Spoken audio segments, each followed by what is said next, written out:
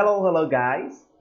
How do you feel today? I hope that everything is going well over there in your house, and that you are, like this case, stayed at home.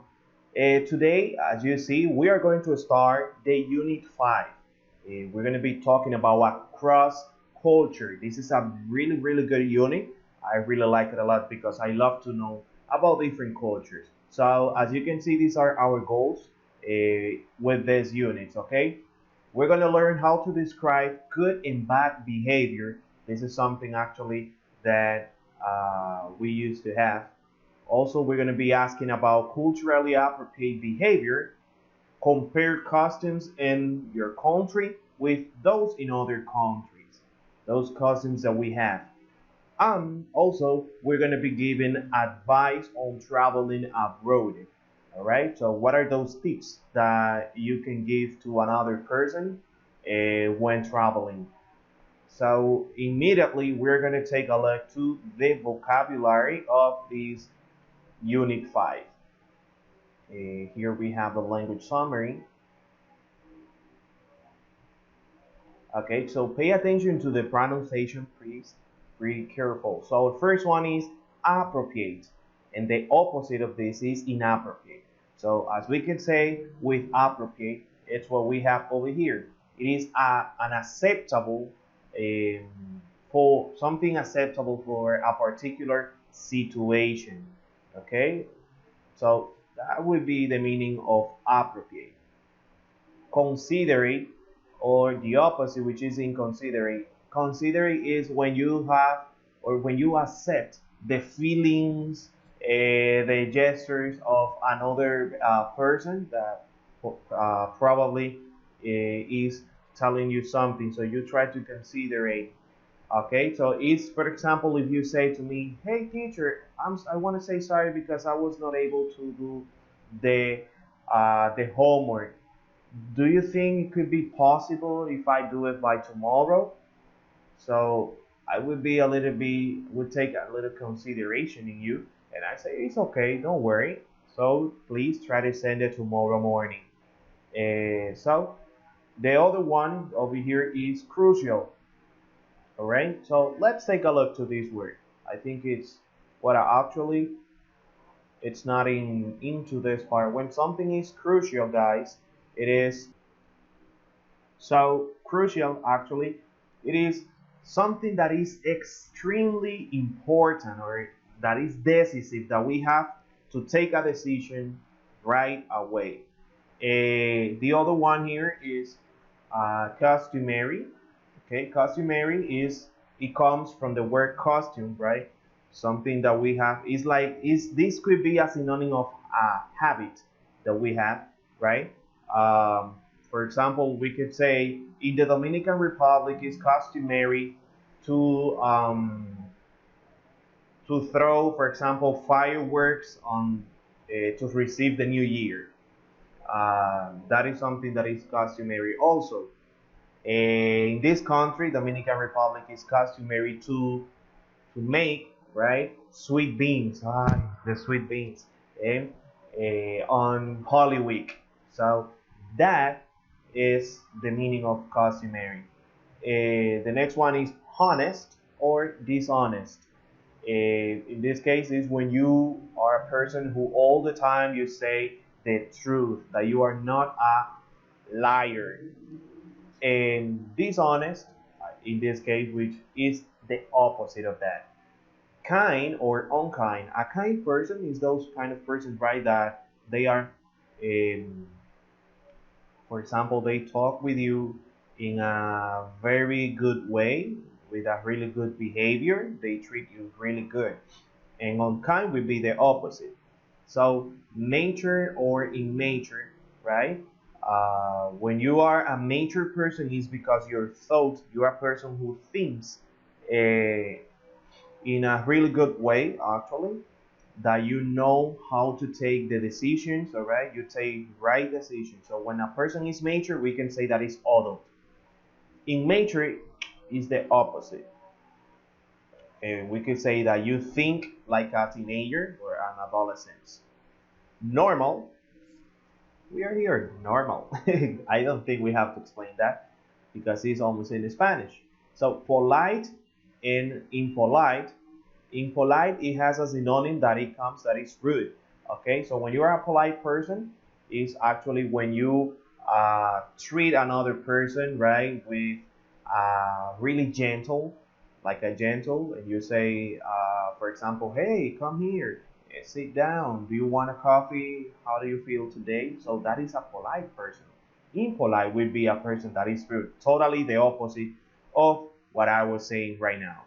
So pleasant and unpleasant. Something pleasant is something that you wish actually, and is an activity that you do, right? An action.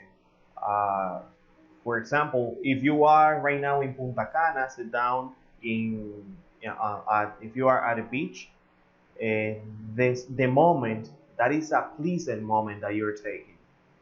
All right. Unpleasant would be the opposite.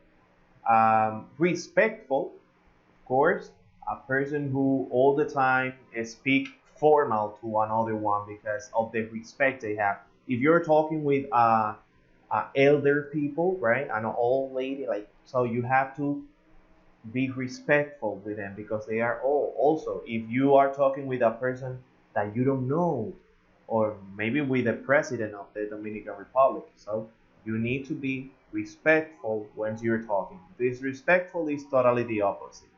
All right. So probably that it's like the, let's say Luis Abinader comes here to you and you say, hey, hey, what's up? So it doesn't, that's not respectful, right? Responsible, of course.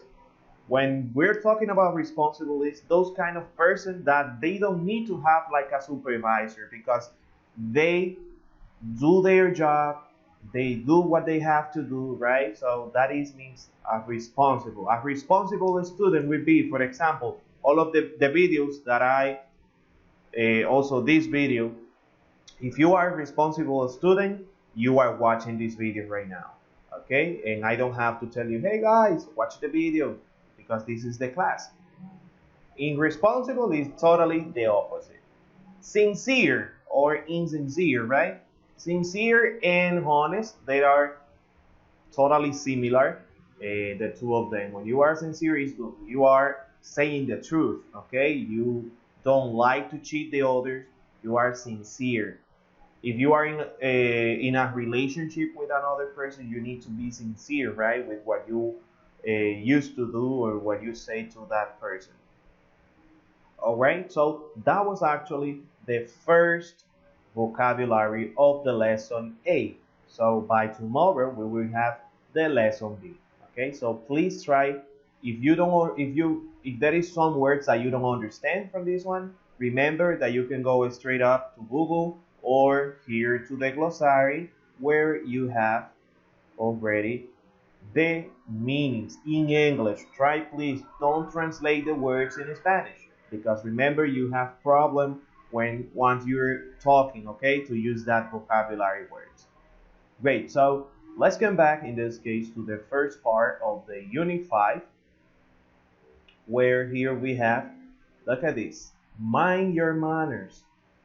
What a habit. This is something, look at this photo. People use their phones to take pictures outside of a movie premiere. Actually, this part is something that happens a lot, but is there something in this photo that you notice? What is something that you look that is totally weird, right? Or we cannot say weird, right? So exactly, so it's over here. Look at this part. This elder woman, everybody is using a cell phone, taking photos, recording videos, but not this woman, right? She is just enjoying the moment, all right? She doesn't have to record that. That is something that we have to do. If you go, guys, to a concert, if you go to see a famous person or whatever it is, enjoy the moment. You don't have to, this is something that is dragging us to be a slave of the technology, or of, like we say, to the devices. Sometimes we are eating really good food. And the first things that we do is to take, let me take a photo to this and post it on Instagram, whatever. No. Why? You only do that when you are having, for example, really or an special food. Why you don't do it when you're not having that special food? That maybe you are eating rice with cod, right? And something that probably is not special. So enjoy the moment, enjoy the life, guys. Because you are wasting the time recording like this, and you don't enjoy it at all, right? So please take the advice of this really good woman. So over here there is, guys, an exercise that I would like to invite you that please you can do it. All right. So all right, guys. So actually over here we have, look at this photo. This is part from the vocabulary. It says, in most cultures, being respectful and considerate to one's elders is expected. So this is from all. If the person is older than you, from those elders one, we have to be considerate and respectful. All right. So over here we have, this is a reading actually, where we have the word bank from the vocabulary. Here you will be watching or reading the ways that we can use these words. Okay, so I invite you please so you can read up this part. Also, other thing is actually the listening. From the listening, we have the audios. So with the audios, you will be completing these exercises like a panda. All right, so remember that we have to do a call. Tomorrow we're going to be having a video call in order to and discuss a little bit about the useful expressions that we use and when we're asking about culturally appropriate behavior that people used to have and some other things that are expected onto that one. So let's go straight up in here to the grammar. The grammar of this book, guys. And here we're going to be taking a look to it plus be plus adjective and infinitive, or gerund plus the verb to be and an adjective. When exactly we can use this, okay? So this is two forms that you have in order to say something and to create a sentence. So over here on page 201, we have this. These are two different ways actually when you want to express the same thing, okay? Some, as they say, some adjectives that are commonly used in these patterns are easy, difficult, hard, important, impossible, necessary, and wrong. Okay, so for plus the pronoun, as you can see here, it is optional. Also, in this case, but if you don't say it, that's what they mean. If you don't say for in the pronoun, like me, us, this is something that is optional because, however, the sentence is still being understood. For example, look at this. It was hard for me to pass the test. In this sentence, right, that you have, it was hard for me to pass the test. If you want, you can delete the use of for in the pronoun, in me, and say it was hard to pass the test. So as you see, for me, it is not like kind of necessary. It is optional that you can say it was hard to pass the test, or it's not normal for us to eat with chopsticks because we are not Chinese, right? So it is not normal.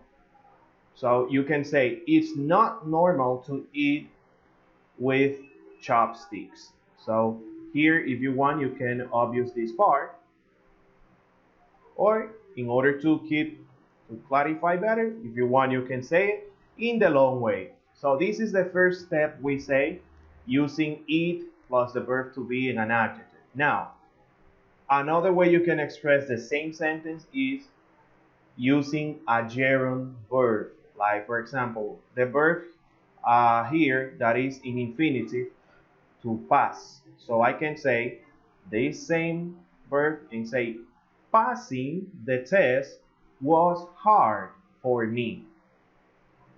Eating with chopsticks is not normal for us.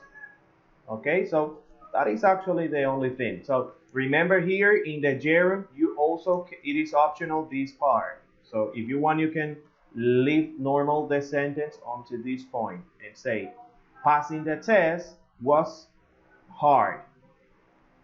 Eating with chopstick is not normal. Okay, so that is the short way that you can use this one. You can also use, like they say, other linking verbs in the place of the verb to be. Like, for example, the word seems. This is the verb. It seems, like they say, it seems impossible for us to win the game. At this point, this is in gerund. At this point, winning the game seems impossible. So if you want, this is a verb, the verb that can substitute the verb to be, was, is, etc. So you can, instead of that, you can say seems. That seems is similar to look like it looks, or it looks impossible for us to win the game. And that's actually the way that you can express these ideas in two different ways. Okay, you can do it using the gerund or using infinitive in a long way here. It plus be, etc. All right. So something that I need that you do, guys, is that you can start creating sentences like this. Okay, and that you can do it in the two different forms. So over here, as you see, we have, this is an exercise that you can do. Read the information about cultural rules in Norway. For each underlined sentence, rewrite it below. So it's customary to shake hands when you arrive and when you leave. So here we have the activity.